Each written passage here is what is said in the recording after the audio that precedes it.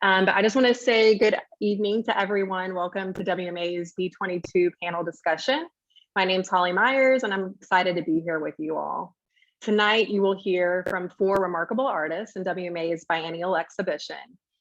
These artists have taken time with one another's work and their process. They've really sat with the work that's in the biennial.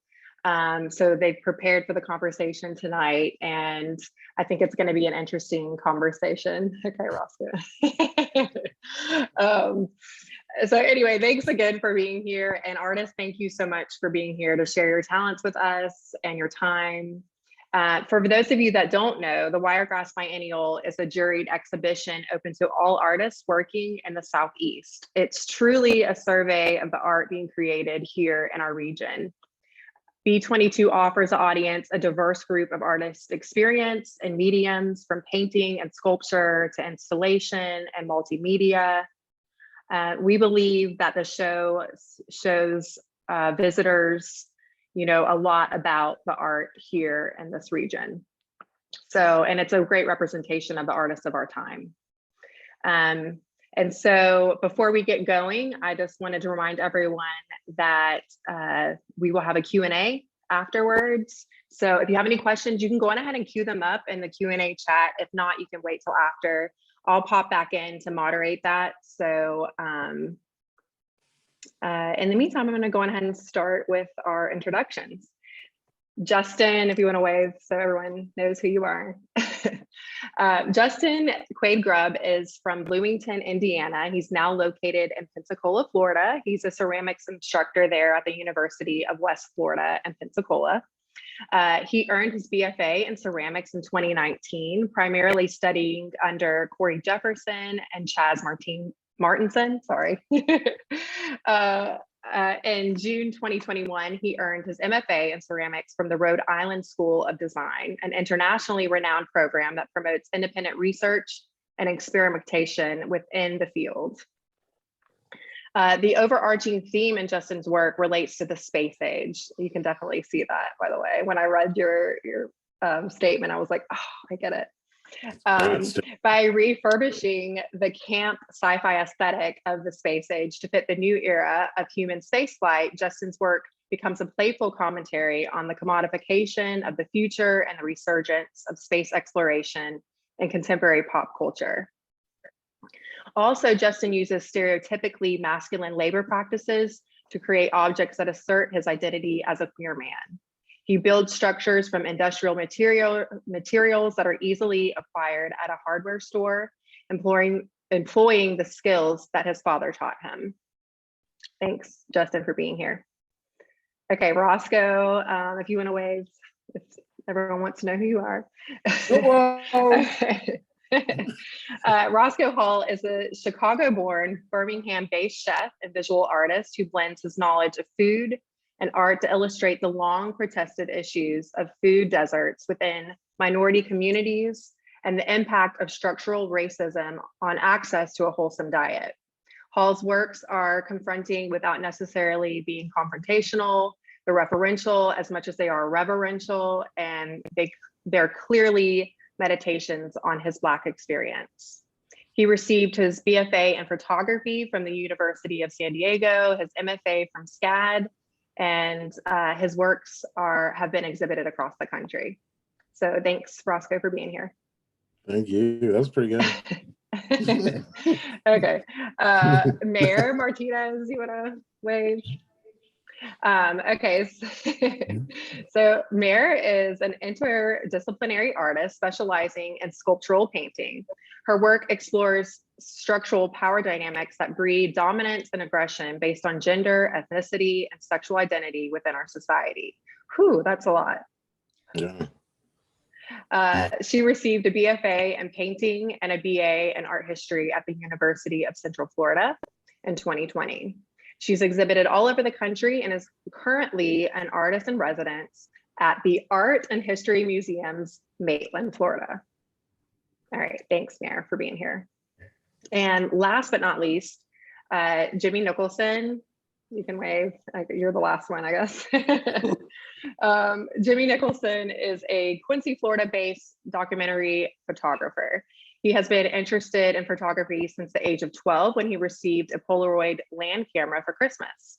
Primarily self-taught, he was fortunate enough to have been mentored by a Guggenheim Fellow, Paul Kowalewski. Very good. I worked hard. Nicholson works exclusively in black and white using vintage film cameras and gelatin silver paper. His work documents daily life in North Florida and Southwest Georgia. Nicholson's work is included in numerous private collections and the permanent collections of the Do Good Fund in Columbus, Georgia, and the Ogden Museum of Southern Art in New Orleans. All right, y'all, I'm popping out of here. I'll pull up the slide in a GIF. What are we doing now? I'm just joking. Please don't say that.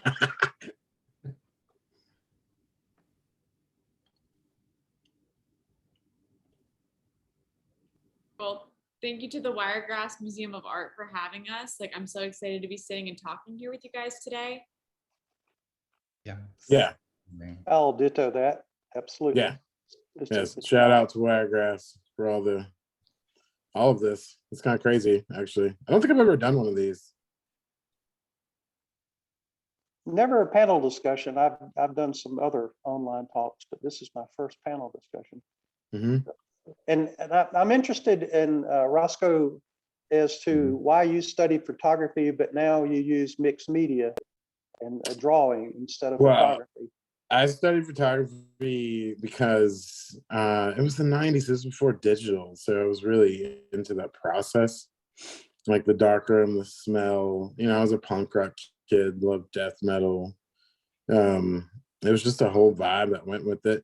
I think, I mean, to be honest with you, the only reason I really got into art as a child, I mean, I was lucky to grow up in Chicago and always be around beautiful things like museums and whatnot, but I really wanted to do album covers, really bad.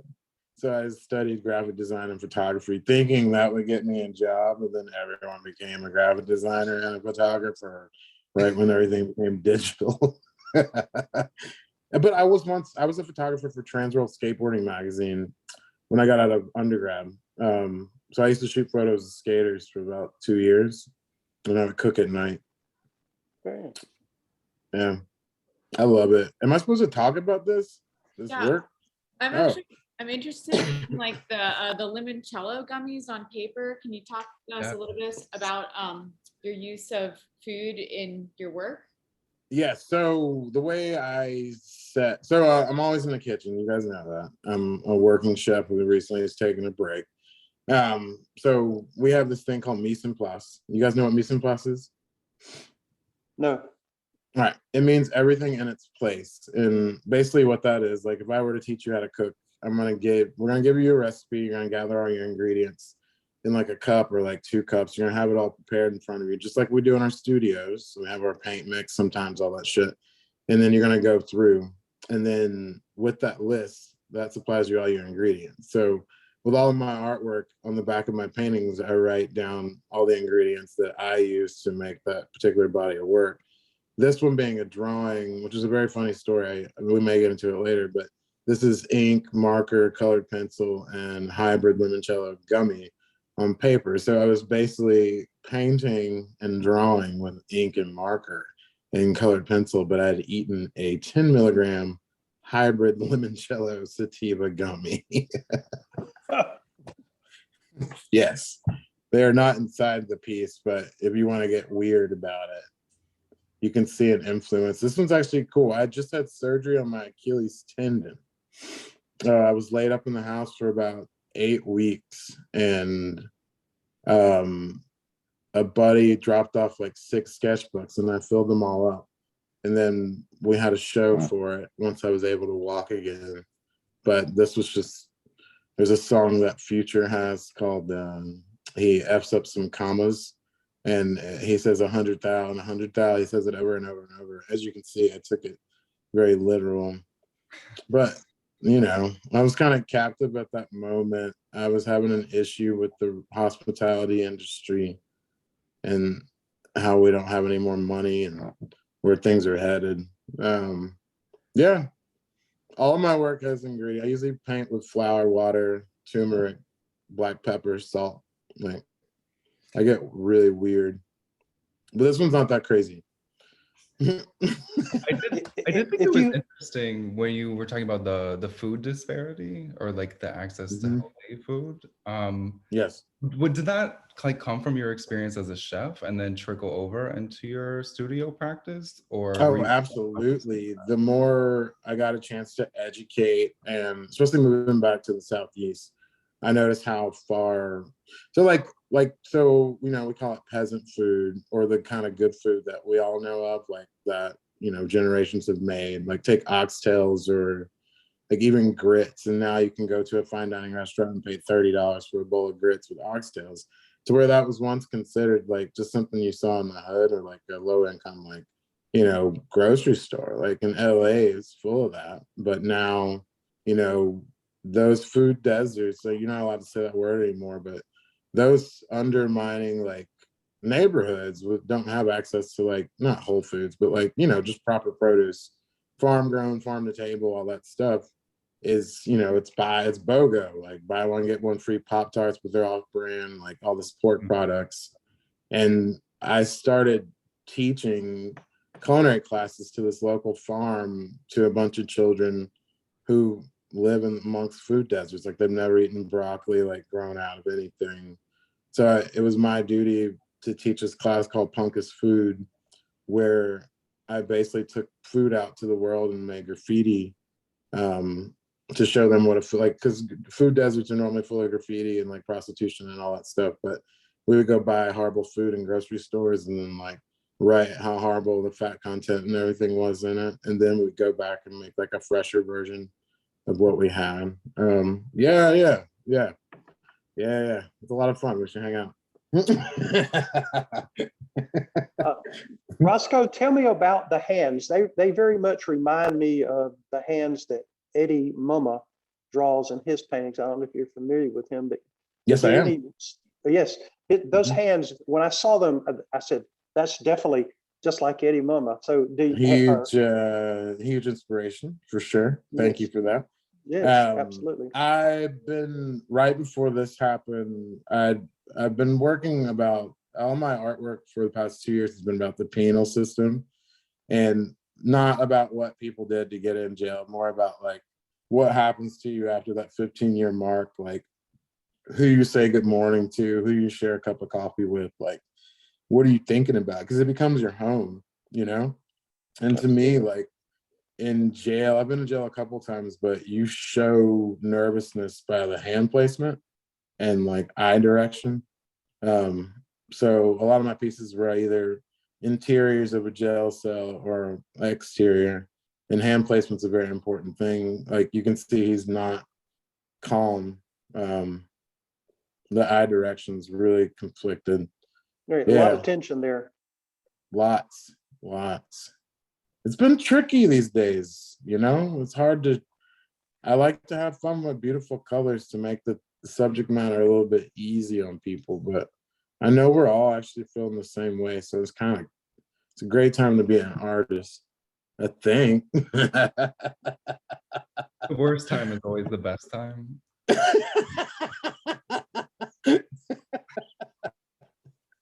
Yes.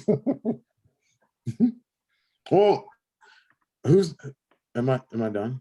No. Yeah. Okay, I guess the baton has been passed to me. Hell yeah. Yeah.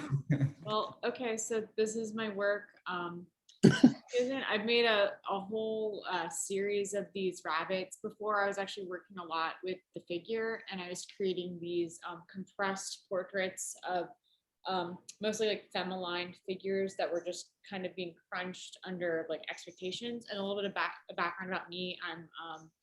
I'm an Arab American, so I was raised with like kind of more, I guess, like intense cultural values, and there's a lot of coding and expectations on gender roles, and that I found has been a little bit difficult to negotiate as I've gotten older, while still being respectful towards tradition, but then also trying to live in a way that feels authentic to myself. So I was creating these portraits in a way. Then I got sick of looking at myself, and I wanted to create something that wasn't so intensely coded to look like me, because when you look at a figure, you're going to project whatever ideas you have about that body structure, that the gender, you're projecting. But an animal is a lot more flexible a tool to use. So I started creating these singular paintings of rabbits that were kind of like falling backward or kind of slumped with a very limp body posturing. And then I started adding them together to make these clumps of them. So I feel like when you put a lot of them together, it expresses like an experience that's shared by a multitude versus something that's singular and isolating. And these rabbits, what's really important to me is the process of actually making them. So they're hand cut on wood with a jigsaw. And I think that that's something that's become really important in the way that I work. I'm physically stripping them away from their context, and it's kind of a violent act. And I think that speaks to how power can be given and how it can also be taken away. And then they're kind of removed from the confines that are protecting them. So they can become contextless. And then I try and contrast that like harsh, aggressive immediacy of like the physical cut with the way that I treat the surface. So I usually work in oils, but at this time, I think I was making these during the pandemic. So I switched to acrylics because I had concerns about ventilation issues. And with acrylic, to get that sort of similar glow that oil has, you have to layer it up very thinly, softly, and finely. So there's this like really almost like weirdly like loving and careful approach to layering up this fur. And I think that is an interesting juxtaposition between the literal way of cutting these things out, and then also sometimes like I think an act of violence can be something that's slow and built up over time. It doesn't always have to be something that's asserted with violence in a moment. Like violence can be subtle too. So that's kind of what I'm thinking about when I'm making these pieces. Yeah, I was really interested in how you talked about the binary. And also, because whenever I looked at it, I saw it in person when I went to the opening, and it sort of defies like the art binary. Like it's two-dimensional, but it's also the way you're using light and the way that it comes off of the wall, and the way that you've chosen to display it is three-dimensional. So like defying that categorization as well, which I think is an interesting dynamic. And I wonder, like, have you ever worked three-dimensionally? Is this, or like how you landed on displaying the paintings in this way? And if that like defiance of like the art binary. Yeah, I'd like to add too, how did you become inspired to work on wood versus canvas? That's a two-pronged answer. So the nice art, and both are true, because two things can be true at once. Like I'm a firm believer that like we're kind of stuck in a binary system, and like until we're able to break out of that, like we're kind of societally doomed forever, because there's always going to be an aggressor, and then that means like that there's going to be a winner and a loser in a system where there's going to be two opposite poles. But at the same time, I also believe that like conceptually two things can be true. So as far as making this piece, I was looking a lot at like Frank Stella shaped canvases, and I was like, oh, I could, like that changes everything. Like when you're manipulating the physical shape something takes, like it changes the whole context and the way that you interact. And I think it was like a shorthand by cutting it out, as a shorthand of communicating this like sense of contextless. And also I hate painting backgrounds. So I was trying to work within my strength. I want to focus on, I feel like when you're able to edit down and really emphasize what you want the viewer to look at, I realized it was much more powerful to do it this way than trying to just create something just obligatory and distracting. So those are like my twofold answers for how I got to this process. So do you use the jigsaw prior to painting the images or after you painted them? Before, just like for purely technical reasons. Like if you make one slip, you cut your painting in half. Oh, okay. But, and then as far as like that binary, I have experimented with this to settle on like a height that I like. I was originally doing them much further off the wall, and I felt like that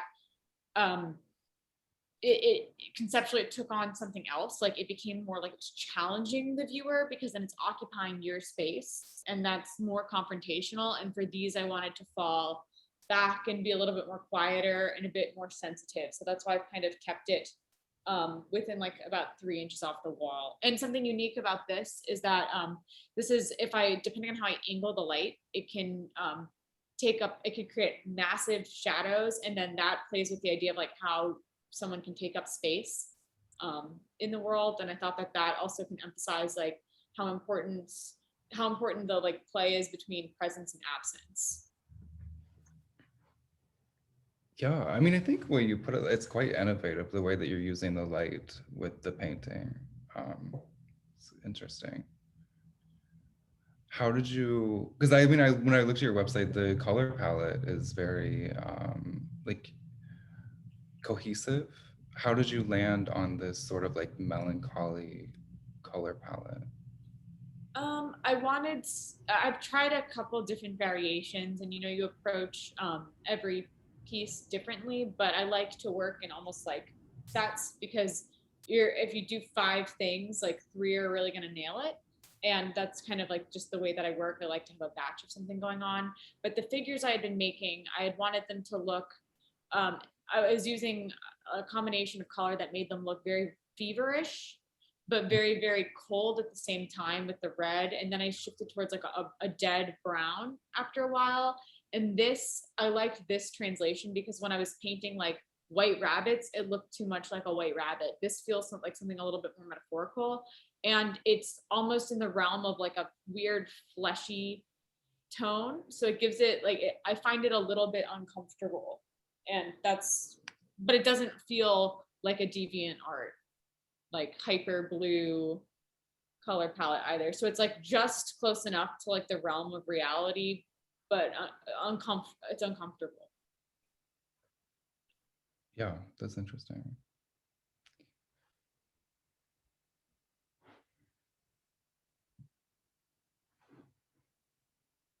Well, I have to ask, Justin, what's the significance of the 154 hours? Oh, that's a great question. So a lot of times I like struggle to title the work, but I think in order for me to like really convey the like camp language that I'm using, I'll like, because I watch all of these old sci-fi movies, and I really identify with usually the women in them because of the marginalization, and that's like as close to representation as I'm going to get in a 1970s film. So this is actually from Barbarella, which is like 1969, I believe. Yeah, Jane Fonda, yes. Yes. I know the film. I'm old enough to have seen it. Yeah. When it ran first time. Yes. But there's a line in the film where she's in the spaceship and is getting ready to land or like start the journey, and she takes a pill and goes to sleep, and she tells the spaceship to wake her up in 154 hours. Yeah, And I thought that was quite funny, and also sort of spoke to conceptually what I was working with in this piece. So I noticed, and I looked at some of your other work, and I noticed that you tend to favor the yellow and the blue and the red and the white. Can you talk about that some? yeah, I mean, I really set out, I wanted to make very definitive bodies of work. I do feel that this one has come to a close, but I chose those colors because they were primaries, but they're off primaries. They're not like a direct yellow, red, blue. They're a little off, which I enjoy. But it also, I'm like very inspired by space age design aesthetics, and they use color, like very vibrant color in a similar way, and like direct contrasts. So like the teal and or it's more like an indigo than it is a teal, the indigo and the yellow being on the opposite ends, of the color wheel. So I was really interested in utilizing color in that way. Also, I think they're very optimistic colors. And at the time I was trying to figure out what that air of optimism is in my work. Because I don't necessarily think that like contemporary spaceflight or like the commodification of spaceflight or the privatization of spaceflight is optimistic. But I was trying to figure out what the optimism was in my work. I wanted it to appear optimistic. So I chose optimistic colors. And I'm back. yes, I thought we lost you. I'm back. I did it. Sorry, guys. No worries. Is everyone here? Yes. Yes. What'd I miss? We can jump back to Mayor's piece if you had comments on it. I did have a couple things to say about your work. How do you pronounce it? Scission? It's a schism. It means to like forcibly like cut something out. So it made sense with my process. And so we use that term. I used to work at this restaurant called WD50 in New York. And we use that term when it comes to deconstructing, that's a molecular gastronomy, deconstructing one part of an animal and adding it to another to make a complete protein. And I was like, holy shit, does she know about that? Like, that's crazy. So there's a lot of, I don't know, I got really lost into this, but I also got really lost in your video work. oh, my video work. Okay, that's a deep cut. Okay. Yeah, like it was really good. The meat grinder, that was all of it's really, really good. Yeah, thank you. That was in response to a lot of the stuff that was going on during the Trump administration. Well, it's still going on today, but specifically women's rights under the Trump administration, which are bleak, and it still is bleak for women and other people as well. Yes, I watched the majority of all the ones I could on your site. And I watched those before I looked at your actual work a while ago. Like, and I've showed it to people. Thank you. I'm, I think that as artists, all things that we do in our life bleed into one another. And I find that having like a little side project is really healthy for me, and finding a way to express and almost problem solve in another media has been important as I'm working and continuing like this body of work. Like I know what these pieces are going to look like, but I think that working in video and sculpture gives me some room to play around in the margins, and I always am able to bring that back into it. So that's why I'm actually interested in your work, Justin, too, because I see how you're able to work in two different almost modes of thought. You have this like really hard structured like carpentry, but it feels like very utilitarian use of carpentry in this work, and it's serving a purpose. Then with these almost like very whimsical forms existing that embody that like weird like Saturn space age optimism. It's an interesting interplay between the media. Yeah, that's interesting. I think that's why I'm drawn to your work as well, because I mean, I can see the evidence. I didn't know that you did video. I didn't get that far into your website, but I'm gonna go back now and look, because I didn't know that you did that. But and also the sculpture, it's very apparent. I mean, like the way you do lighting is very theatrical, so it makes sense that it would translate into film. And I'm actually like my next body of work, which I feel like I've entered now. I'm doing experimental film as well, so maybe we can chat about that also. But yeah, I sort of like studying ceramics for so long and like learning it from the ground up, there came a point where I like got kind of bored with it. So I wanted to start bringing in some other materials and ways of presenting and thinking about it. So that's why I'm interested. These are also like 3D printed ceramic pieces. And I'm really interested in DIY culture and sort of the DIY culture that surrounded like my upbringing, like farm life, because I grew up on a farm. That's like a DIY culture. And then the DIY culture and queer culture. I mean, it's like a staple of queer culture. And then also the DIY culture and the digital arts or digital media in general. I'm exploring those intersections currently, and I think this piece in particular is sort of marks the turning point in my studio practice, where I'm bringing most of that together, or setting the stage for most of that. So. I wrote down so much to ask you, and it was all literally based off of how great of a writer you are. But you said something that just crushed me as a way, it was like the early parts of your description on your website. Basically, it was about learning like labor from the farmland through your father. Yeah. And, oh, sorry, go ahead. No. And the way it portrays into what you do and how you edited it to tell the story of a progressive story. Yeah. But with using concrete, which I think is wild in the oak. And you know, I already like your ceramics. I think they should be in restaurants. I didn't mean to say that while we're recording, but you know. But the thought process behind that, could you, I mean, I know you probably already said it because I'm late to the party. No, I didn't. Oh, sweet. Okay.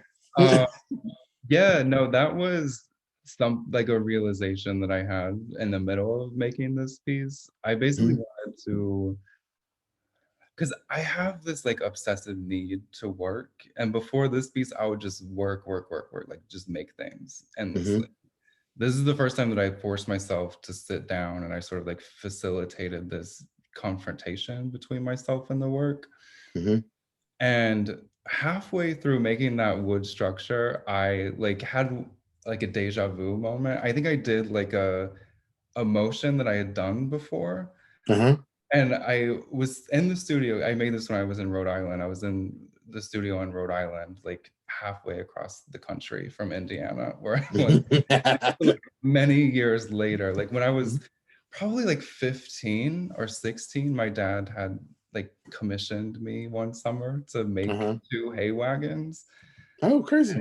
I was literally using those making methods to create this structure. And I like, awesome. Like, what am I doing? Because I didn't necessarily enjoy working that way when I do it. So it was like a full circle moment that I was like, what is going on? Like, why? Like, just really figuring out my identity as a maker and how tied to my adolescence that is, you know. That's a rare thing. Like I've been lucky. I don't want to talk about myself, but like most of my work, a lot of people's practices, you know, referencing things that we're attracted to, right?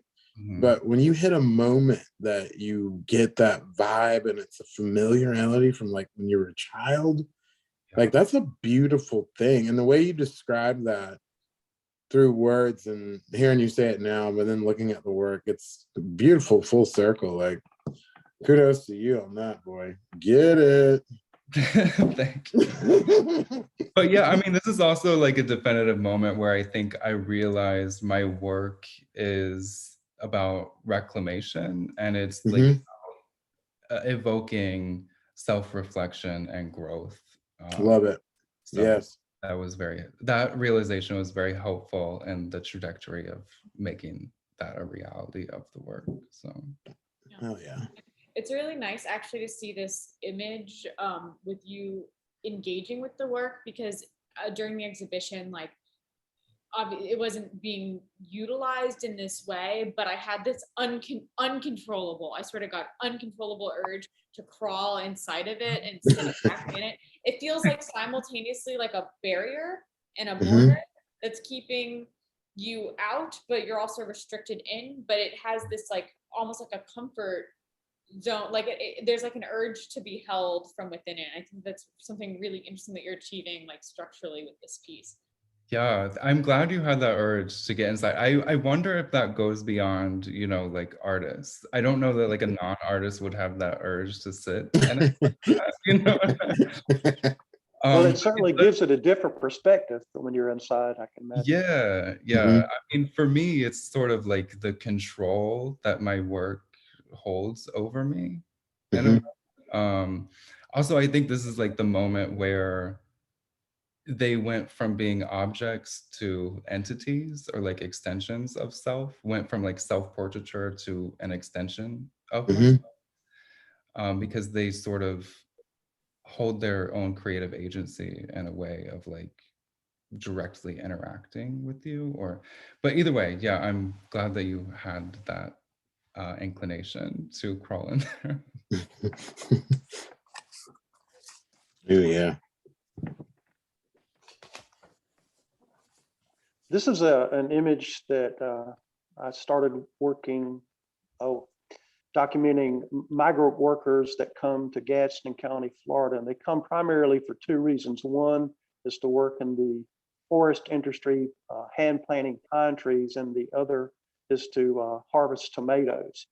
And I became interested in this in particular when I listened to a bunch of comments by President Trump when he was describing in very non-glamorous terms immigrants from Mexico and Central America. And so I decided I would engage myself in finding out for myself what these people were more like. And so I started going into tomato fields and then into the forest of Gadsden County, and sought out the workers to make their portrait, because I thought by portraiture I could tell a better story of what they were like versus by some other method. And so the difficult part of making these photographs is that they're paid by piece, so they're always in a hurry. They basically run, and so I got about 30 seconds to work with this man, and I was able to make 2 or 3 photographs, and this is the one that I thought was the most significant of the 3. I was impressed by how intense his gaze is, and he has this very, very serious look about him. And there's a language barrier. I speak very little Spanish, and he spoke no English, so it was just a hand signal kind of thing to get him to stop to make this photograph. Yeah, I mean, it's interesting because I was wondering how long you worked or observed the subjects. And I think this like rapid fire is interesting in the way that he's addressing the viewer with his gaze. Yeah, and it is a collaborative process, even in that short period of time. I don't ask them to do anything other than just be there. And and I try to catch them at the right, it's called the decisive moment, so to speak. But it's very quick. These exposures made at 125th of a second. That's wow. Yeah, so it's good as eyes are open. No blinks. But sometimes you get those. But yeah, it's an interesting it's interesting photographing people that are earning their living by having to really hustle, and they do jobs that most Americans won't do. In particular, the tomato harvest. It's almost exclusively migrant workers from Guatemala or Haiti or Mexico, or other parts of Central America. You have sorry. No, go Roscoe, it's fine. I was gonna say you have an amazing composition to all of your work. Like there was a piece, I think it was like Larry's car. Maybe it's called. Yes. Or Carrie's car. Yeah, Larry's car. Yes. I don't know what, like, that's a rare thing, right? Like to capture something as slight, and the fact that you can tell a story without, like, I don't even have to ask you what that piece is about because I want it to be like my story. Like I want to know. Like you're really good at capturing a subject and making it very, very almost simplistic and almost just very light and soft. It's really good. I could look at your Instagram forever. I really try to make images that don't have that wow factor to them. I want them to be subtle in their presentation because I think it draws, the viewer into the image, and you have to stand there and you have to look at it. And then after you've seen several of them, then you sort of get the idea of what I'm trying to accomplish in the work. You know, it's it's really to showcase the individual. And in my body of work, I've traditionally been drawn to people that have been marginalized over time. A lot of my subjects were customers that came to my father's grocery store, so I knew a lot of people, and so I was allowed to go into churches and into to their homes and make photographs of them, and in a very non-threatening way. You know, I had a personal rapport with many of my subjects, and that's one of the things I try to do, even in these brief encounters. But before I really start making photographs around people that I don't know, I just stand around with the camera and just try to make them as easy as possible with, you know, a camera. And I try not to keep my distance. I don't like to get close, although occasionally I move in to be very close. But, you know, there's a certain distance I try to maintain, you know, a certain level of respect by doing that. I can see that. I can see that. Like, there's no accurate, like, position, you know? Like, you're real light with it. No one's ever, the looks are very simple. Like, there's nothing like I don't know, man. I love it. I really do. I stared at them for a while, for the past few weeks. So I'm wondering, what's your, because obviously we're all just looking at one little snippet of our bodies of work, but if this was an ongoing series, what's your ideal way of presenting this work? And do you consider your work to be political, or are you just working with people that are marginalized? Like, how do you? Well, I don't see it as political, although some people may interpret as that. I just want to show people as they are. That's what I've always been interested in doing, and just engaging in their daily life. And if people interpret it as political, that's their domain. But I don't present it as that.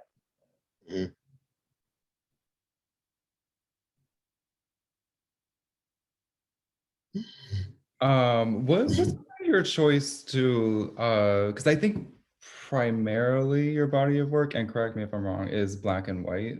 Yes, it is. It's all black and white. I thought that was interesting because it sort of erases the concept of like time. It's difficult to place any of these photos in a time frame. I was wondering. Yes, many people have described my work as timeless, but a lot of it is dated by cars and it's dated by clothing.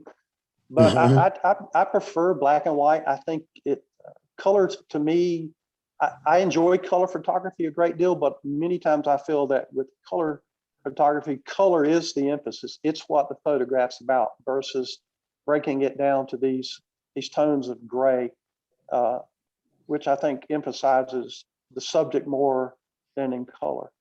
And of course, there are a lot of people that would probably disagree with that, but that's why I, in particular, like color. Is that like a product of a gelatin? So is that yes, what your material you're using? Are you altering that in the darkroom? How involved are you in that like exposure process? Well, of course, I make all of my prints in the darkroom, and all of my prints are printed straight. I learned a long time ago how to make expose the film so that I didn't have to dodge and burn. And another thing I never do is crop. You'll notice that this image has a black border, and what that signifies is that is a full negative.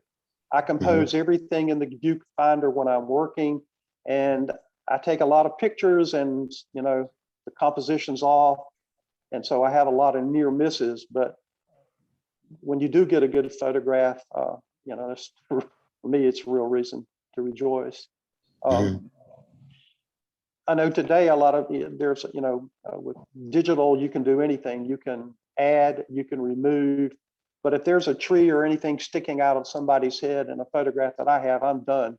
I mean, that's an image I won't print because technically it's got a problem. As far as burning and dodging, I don't really have to do that because I overexpose the negatives and then I underdevelop them and I get this beautiful tonal range. The real limiting factor is the quality of gelatin silver paper, which the last, well, since the pandemic has begun, has become limited in its availability, and the quality is not what it was. I was many going years to ago. ask you about that. Yeah, I Yeah. know it has been. Mhm. There's been a real decline in the quality, and for many months I wasn't able to get film or get paper, so that was Wow. kind of a problem. Unfortunately, I had plenty of film, but Mhm. pretty much, and even this film process is now considered a historical process because digital has definitely taken over Mhm. the world of photography, and there are a lot of benefits to digital. I just prefer the look of black and white, and I like the kind of film I use is Tri-X. It's a Kodak Mhm. product. It's been made since the 50s. It's a beautiful film, has a beautiful grain structure, Yeah. and if you develop it correctly, that grain doesn't become, you know, the focal point. It's very tight and very beautiful. Yeah, Mhm. and I appreciate, you know, there's both different approaches to photography, like they serve different purposes, but I really appreciate the insistence of like precision in film photography. It's very anti-immediacy, and you have to spend the time with it in a way that like digital photography you can play on the back end. So this is Absolutely. yeah, but I think it works especially for what you're trying to do with your subject matter. And that's a good point, because for me, I know with digital photography, one of the things that I don't like about it is that most people that, particularly on Instagram, they're able to post their images, but they never make a print. That image only exists on an SD card or in the cloud somewhere. But for Mhm. me, making prints is as much as the creative process as is making the image initially. And one of the things I tried to do with my printing in particular is to make it so that it's seamless and it's almost invisible, and it doesn't become a statement in and of itself. I know that's one of the things I don't like about post-editing digital images, is that people usually jack up the saturation, Mhm. and it loses its authenticity to me when that's done.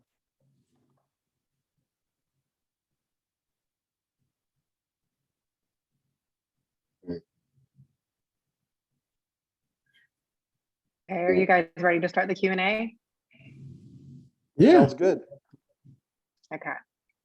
I'm going to stop sharing. We've got 2 questions already, and everyone, if you have questions, feel free to type it in the chat or in the Q&A box.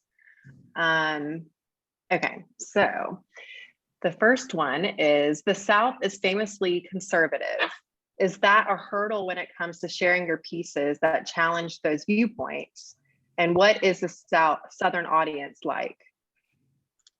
I don't know who wants to take that, but someone. I think that it's been interesting. I mean, I've obviously like sort of started my career here. I mean, I moved here straight after graduate school. So, I mean, I feel like the art sector is still, you know, separate politically. So I've like been doing really well in that regard as far as showing work goes. As an educator in Florida, sometimes I do get a little nervous because of the actions from the current administration down here. But I mean, I think I am trusting in the community to support those who are marginalized. That's answer. I mean, we were kind of just talking about this before we started recording, like how the Southeast is almost a little bit more progressive than the rest of the country because we all have to live amongst each other. But at the same time, it's a little slow, progressive to grasp onto new things. So it's almost up to us as artists, fine, or just like people who just make shit, to conceptualize like a new vision to try and get our word out. Like even like you know, I don't think I'm influenced more by the art world in the Southeast now than I am most places I've lived. Like even coming from Chicago, because when I drive around, I see things that I shouldn't see in 2022. Like recently I was driving, I saw a tent revival going on, you know, like in the middle of the city. Like that's just not a thing. Like that's not a thing, but it is a thing. And it kind of puts a pause on what I consider to be the progression of, you know, a creative identity, I guess you would say. It's kind of nice to see some classics in order to create better work. You guys agree with that, sort of? Yeah, I mean, I also think about like, where is my perspective and my voice most important? Mm-hmm. I don't think, you know, if I was still back in New England, that like, who's my audience? I have an audience here, you know? Yeah. So I also look at that and who is benefiting, you know, from like, Oh, my, that's great. That's great. Yeah, And that's a thing. this may be like wildly naive to say, but I think that in general, I'm generalizing here, but people in the art world or people that have an interest in arts have, at least the people that show up to a museum or a gallery, they're usually coming from a place where they want to learn and to be able to look and truly engage with art. You or even like writing, you have to have a degree of empathy to be able to look and visualize something that is clearly separate from you. It is physically something that exists outside of your body and it was created by somebody else, and you have to be able to break it down. Of course, you're reading through your own experience. You still have to be able to empathize to some degree to be able to understand and engage with the art. And you don't necessarily have to agree with someone is presenting, but I think that baseline factor alone means that your audience is they're on the, I know that at least when I go to a museum, I want to understand. And I think that keeps me hopeful. Yeah. For people's capacity. I think that's a great point. I think you're right. A lot of people that are coming to these spaces are kind of lifelong learners, and they're maybe not super judgmental, but actually like searching. Yeah. Okay, next question. I have a practical question for Jimmy. As a budding documentary filmmaker, for your Gadsden series, how did you secure permission to photograph the workers? And then another question for you is, do you still use Polaroids? I'll answer the last question first. No, I haven't used Polaroids in many, many years, but I have seen that they've become more available, so I'm actually contemplating buying a Polaroid camera. Because the film comes in and out of production. This would have been one of the major problems. But how do I gain access to the workers in fields? Fortunately, I know some of the owners of the field, but it took a bit of convincing because they were leery of my agenda. You know, in today's political climate, everybody's worried about agenda. And with the fact that many migrant workers are undocumented, there was some reticence about me going into the field, but I was able to convince them that I would show them the photographs first and they could make judgments about what I was up to, and they were receptive to my work. And so I've been given unfettered access into the fields. Getting access, I found for almost all of my projects, is just a matter of going and asking. I'm rarely refused. And if you don't ask, you're definitely not going to get in. But I will say that when I first began making photographs of people back in the late 70s, it was much easier. I mean, I've been into railroad yards and there were no concerns about liability. I've been into slaughterhouses. Then there was no concern about why I was there.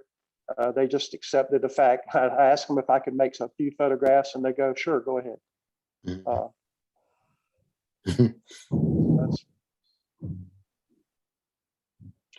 right, next question is for you, Roscoe. As someone who no longer lives in the South, but grew up in the Birmingham DIY punk scene, It's Mhm. hard for me to adequately describe to non-Southerners the solidarity amongst various musical genres and artistic mediums within the Southern DIY, punk, and punk adjacent scene. Do you find that this is a very distinct experience, and general ethic informs your work and aesthetic? Oh, absolutely. Like, I mean, not only being raised in Chicago, but also like, that was the most Black people I ever lived around in my life. And then when I moved to Alabama, I went to a boarding school in Coleman, Alabama, where the Klan was at. And I was a skater, and like I hung out with punk rockers, and we'd come to Birmingham and like beat up Nazis and shit. Like, punk rock saved my life. Like, if it wasn't, because I didn't feel alienated around like punkers in the 90s, I guess you'd say.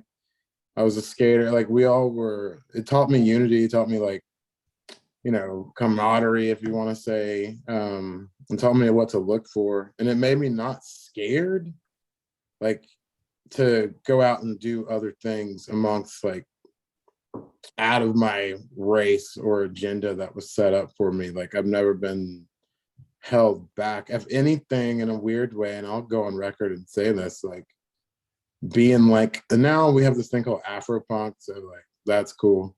Like, kids can do what they do. Like, that's rad. I'm glad I paved the way. Thank you.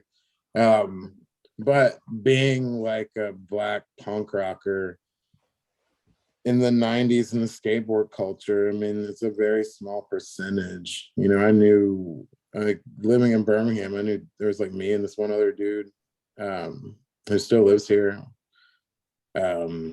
I mean, in the culinary world right now, there's only like about 22 African-American chefs that you could probably notice.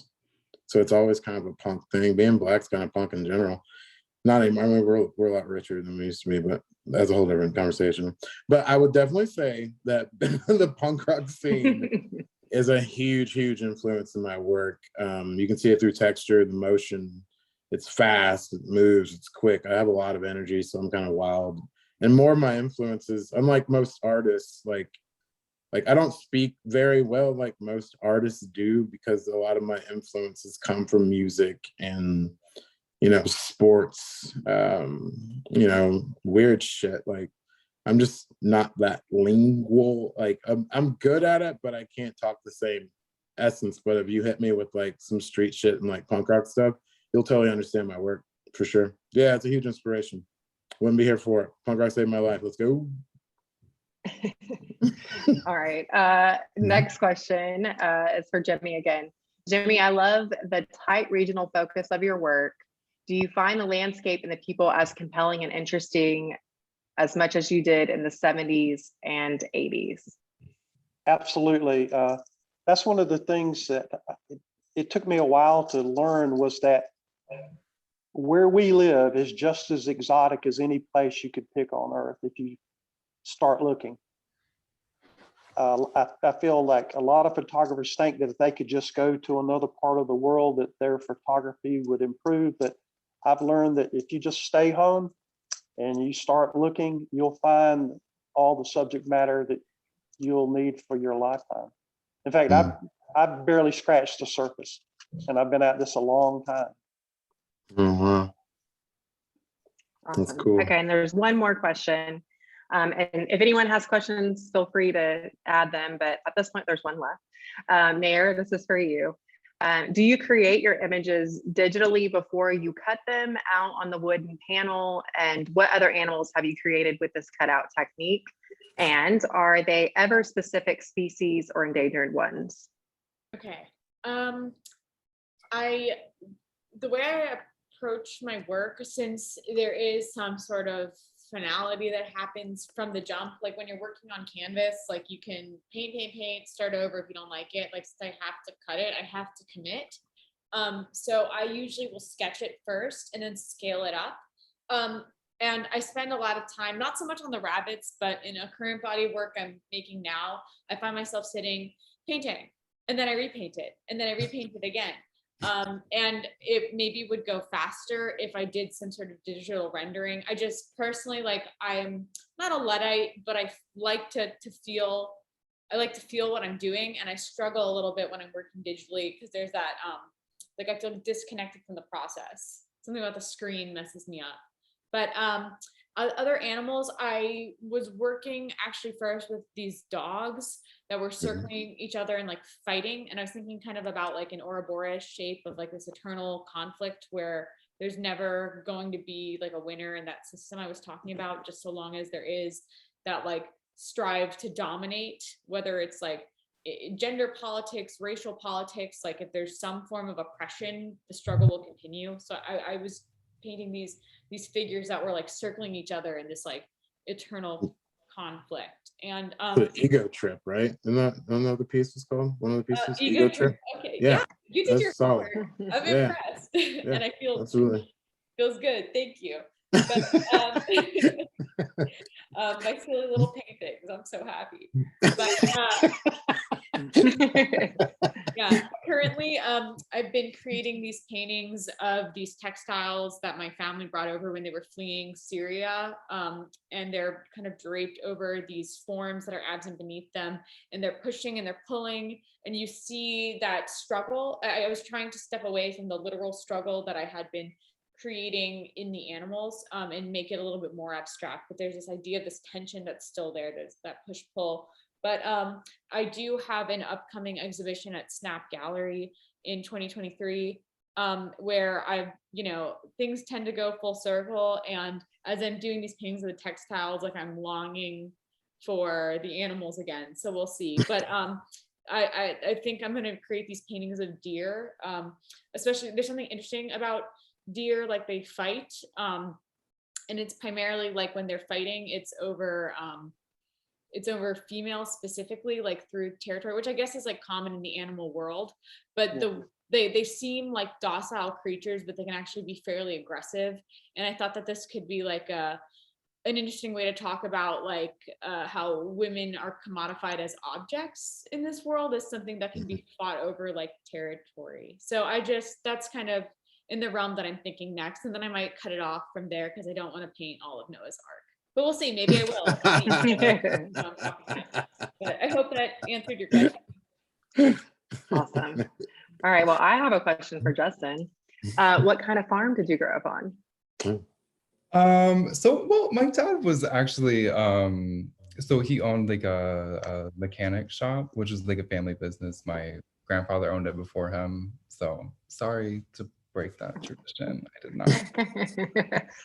So he was like a part-time farmer, but which also is a family tradition. Also, I don't have a farm yet. Sorry for breaking that tradition. Very into breaking tradition, but no, it was a cattle farm. He had Angus. Oh wow! Cool. Yeah. All right. Yeah, that is very punk rock of you to break out of those roles. Yes. I lived on a farm for a lot of my years. So. What was anyway? Well, there was like horses and chickens and all kinds of animals. Okay. But all right, y'all. I think I don't see any more questions. Let me just check the chat. I think we're good. Thanks so much for spending time with us tonight. Really appreciated it. And I hope everyone has a great rest of their evening. Thank you so much. Thank you so much. I really appreciate it. It was great meeting all of you. Also, like you're really good people. Your works, all of it is very stimulating and inspiring. I appreciate that. Thank you, Roscoe. It's a pleasure meeting you as well, Mayor and Justin. Yeah, same. So, I'll come visit over the internet, and I hope let's stay in contact. I've really enjoyed talking to you guys today. Yeah, definitely. Yes, good deal. Let's do that. I'll cook for all of you. Bye, everyone. Good night. Bye. Thank you.